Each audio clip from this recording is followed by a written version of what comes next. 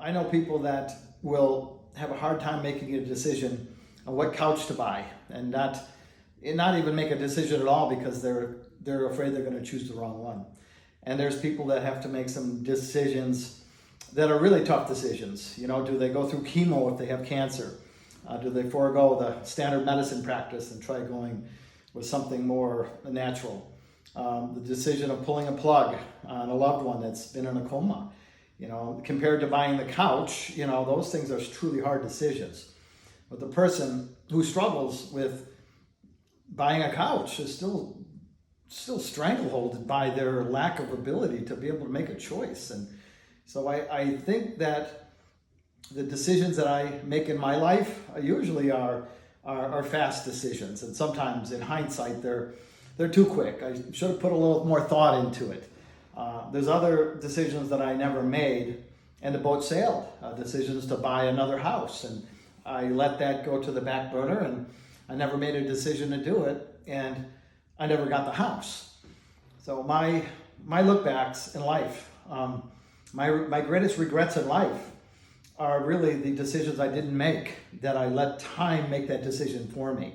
And I didn't have the fortitude or the reason to really make that decision a choice. Because time will choose everything for us if we let it go long enough.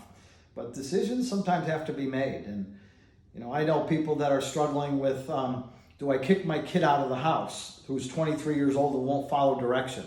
Their consequence on where will they go, what will happen? Or are they enabling them and while letting them stay? And will that condition never change? So decisions are never really black and white. There's always a gray area. But all I know is if I throw in that recipe of decision making, fear and uncertainty, and then my decisions will be hedged. They'll be either not made or they'll be made based upon worst case scenarios. So that isn't always the best driving factor on a decision. One of the other things that I remember somebody telling me once is, before you make a decision, sleep on it. The old adage, let me sleep on it.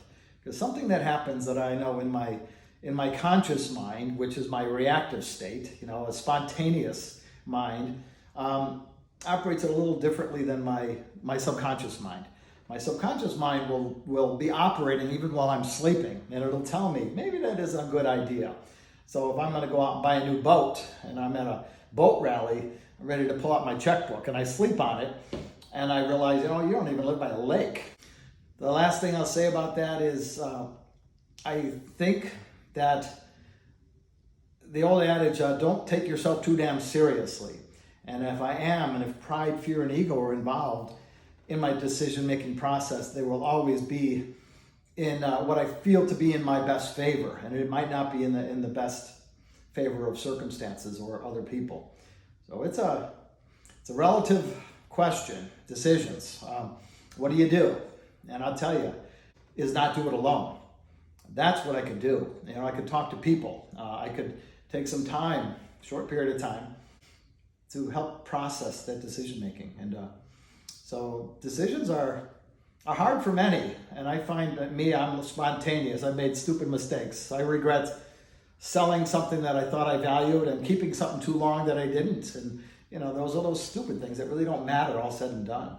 But the decisions to give grace to somebody that is going through a hard time that I find offensive, you know, those are maybe more important decisions I need to make. You know, how do I treat others is a decision ultimately that I need to make on a daily basis. Do I respond alike, or do I give grace and understanding when sometimes normal people wouldn't see it warranted?